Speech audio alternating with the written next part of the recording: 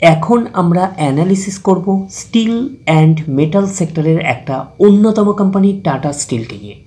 তো টাটা স্টিলকে আমরা বেসিক্যালি আমরা বলতে পারি এই স্টকটা হচ্ছে ট্রেডিং রিলেটেড স্টক। তো এই স্টকটাকে আমরা ইনভেস্টমেন্ট রিলেটেড স্টক হিসাবে কিন্তু কনসিডার করতে পারছি না। তার কারণটা কি, সেই রিজনগুলোকে নিয়ে আপনাদের সাথে আমরা অ্যানালিসিস করব।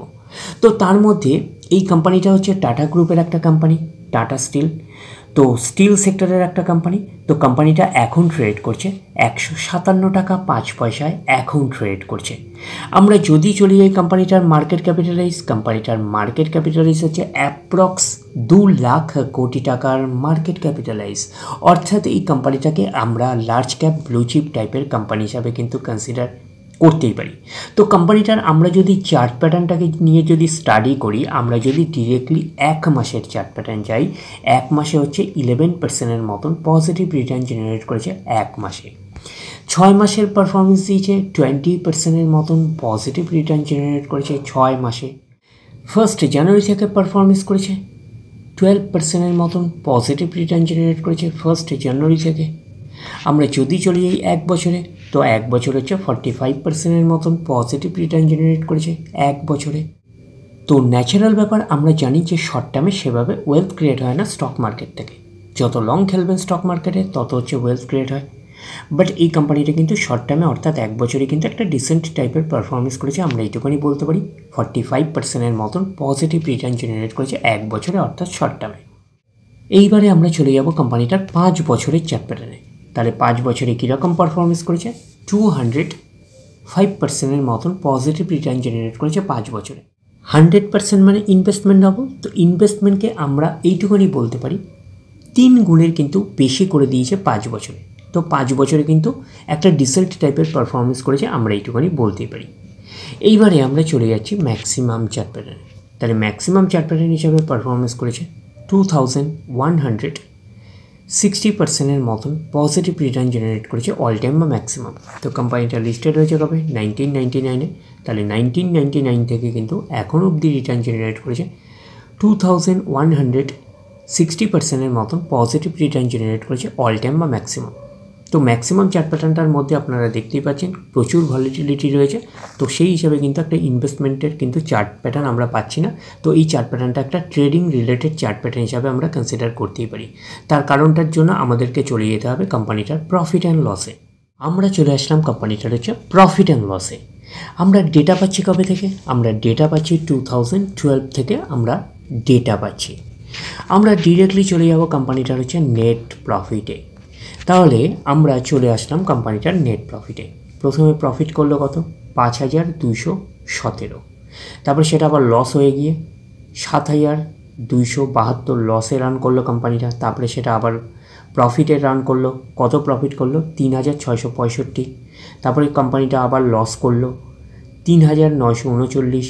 তারপরে আবার লসের মার্জিনটা কমে গেল, আবার লস রইল, কত লস করলো, 497 লস করলো, 497 কোটি টাকা লস করলো। তারপরে লসটা আবার বেড়ে গিয়ে 4169 লস করলো, 4169 টাকা। তারপরে সেটা আবার হচ্ছে প্রফিট দেখালে শুরু করলো, কত হলো প্রফিট, 17743। তারপরে আবার প্রফিটটা হচ্ছে কমে গিয়ে হয়ে গেল 9122। 9122-এর পরে আমরা যদি দেখি, তারপরে আবার হচ্ছে প্রফিট মার্জিনটা আবার কমে গিয়ে হলো 1174। তারপরে সেটা আবার গ্রোথ দেখাতে শুরু করলো 8190। তারপরে সেটা আবার গ্রোথ দেখাতে শুরু করলো 41,749। তারপরে সেটা আবার ডাউন পারফরমেন্স করে 8075। তারপরে কিন্তু আবার ডাউন পারফরমেন্স করলো, অর্থাৎ আবার লস দেখাতে শুরু করলো 3898। তাহলে ওভারঅল আমরা দেখি কি বুঝতে পারছি যে নেট প্রফিটের মধ্যে সেভাবে কোনো কনসিস্টেন্সি পেলাম না। তো কোনো বছর প্রফিট, কোনো বছর লস, কোনো বছর খুব ভালো প্রফিট করলো, আবার কোনো বছর অনেকটাই লস করলো। তো এই রকমভাবে কিন্তু চার্ট প্যাটার্নটা চলবে, যেহেতু নেট প্রফিটের ওপর ডিপেন্ড করছে। তো নেট প্রফিটটা যদি আমরা দেখি, একবারও এরকম ওপরে যাচ্ছে প্রফিট, তারপরে আবার লস হয়ে নিচে নামছে, তারপরে আবার প্রফিট করলো, ওপরে উঠলো, তারপরে আবার লস গেল, তারপরে আবার লস চলছে, আবার প্রফিট দেখালো, আবার লস করছে। তো এরকম আপস অ্যান্ড ডাউনস করতে করতে কিন্তু নেট প্রফিটটা আমরা দেখতে পাচ্ছি। সেভাবে নেট প্রফিটের মধ্যে আমরা কনসিস্টেন্সি দেখতে পাচ্ছি না। নেট প্রফিটে যেহেতু কনসিস্টেন্সি দেখতে পাচ্ছি না, তো সেই কারণে কিন্তু চার্ট প্যাটার্নটার মধ্যেও কিন্তু সেইভাবে কনসিস্টেন্সি পাবো না। তো নেট প্রফিটের রিফ্লেকশনটাই কিন্তু আমরা চার্ট প্যাটার্নের মধ্যে পাই। তো নেট প্রফিট যেহেতু আপস অ্যান্ড ডাউনস ফেজের মধ্যে দিয়ে চলছে, সেরকম চার্ট প্যাটার্নটাও কিন্তু সেরকম আপস অ্যান্ড ডাউনস ফেজের মধ্যে দিয়ে চলছে। এইবারে আমরা চলে যাচ্ছি কোম্পানিটার হচ্ছে চার্ট প্যাটার্নে। আমরা চলে আসলাম চার্ট প্যাটার্নে। তো চার্ট প্যাটার্নের ম্যাক্সিমাম চার্ট প্যাটার্ন হিসাবে যদি আমরা দেখি, তো ম্যাক্সিমাম চার্ট প্যাটার্নটা আপনারা দেখেছেন যে কী পেয়েছেন, চার্ট প্যাটার্নটার সাথে রিলেটেড হচ্ছে প্রফিট অ্যান্ড লসের নেট প্রফিট। তার মানে নেট প্রফিটের মধ্যে আমরা যেরকম আপস অ্যান্ড ডাউনস পেয়েছি, তো চার্ট প্যাটার্নও আপস অ্যান্ড ডাউনস পাচ্ছি। যখনই কোম্পানি প্রফিট করছে তখন আস্তে আস্তে ওপরের দিকে মুভ করছে, আবার যখন কোম্পানি লস করছে তখন আবার নেমে যাচ্ছে, আবার প্রফিট করলে ওপরের দিকে উঠছে, তারপরে আবার হচ্ছে অল্প লস করছে, তো কোম্পানিটা অল্প ডাউন পারফরমেন্স করছে, আবার ভালো প্রফিট করছে, আবার কিছুটা উঠছে, আবার ডাউন পারফরমেন্স করছে, আবার ভালো পারফরমেন্স করছে, ওপরের দিকে যাচ্ছে, আবার কোম্পানি হচ্ছে লসে রান করছে, ডাউনে আসছে, তারপরে আবার হচ্ছে একটা ভালো পারফরমেন্স করলো, তখন হচ্ছে আবার হচ্ছে স্পাইক করে গেল, তারপরে হচ্ছে আবার কোম্পানিটা হচ্ছে প্রফিটের মার্জিনটা কমে গেল, আবার স্টকটা ক্র্যাশ করে গেল। তো এইভাবে মুভ করছে। তো ওভারঅল এই চার্ট প্যাটার্নটা কিন্তু ডিপেন্ড করছে হচ্ছে কোম্পানির প্রফিট অ্যান্ড লসের ওপরে, অর্থাৎ কোম্পানির নেট প্রফিটের ওপরে আমরা বলতে পারি। তো কোম্পানি যেরকম টাইপের পারফরমেন্স করবে চার্ট প্যাটার্নটা কিন্তু সেই রকমই টাইপের হবে, এইটুখানি কিন্তু মাথায় রাখবেন। তো সেই হিসাবে কিন্তু এই চার্ট প্যাটার্নটাকে আমরা ইনভেস্টমেন্ট রিলেটেড চার্ট প্যাটার্ন হিসাবে কনসিডার করতে পারছি না, এটা একটা ট্রেডিং রিলেটেড চার্ট প্যাটার্ন। তো ইনভেস্টমেন্ট রিলেটেড চার্ট প্যাটার্ন হলে নেট প্রফিটের মধ্যে কিন্তু আমরা বলতে পারতাম যে কনসিস্টেন্সি থাকতো। তো 10 বছরের মধ্যে একটা দুটো বছর কনসিস্টেন্সি ব্রেক করতে পারে, বাট যদি ওভারঅল যদি আমরা যদি স্টাডি করে দেখতাম ইনভেস্টমেন্ট রিলেটেড কোম্পানির ক্ষেত্রে কিন্তু নেট প্রফিটের মধ্যে যদি আমরা 10টা বছর যদি অ্যানালিসিস করি, তো দেখব যে 10টা বছরের মধ্যে কনসিস্টেন্সি পাবো, বা 7টা থেকে 8টা বছর কনসিস্টেন্সি পাবো, তো 2টো বছর হয়তো ডাউন পারফরমেন্স করেছে এরকম পাবো।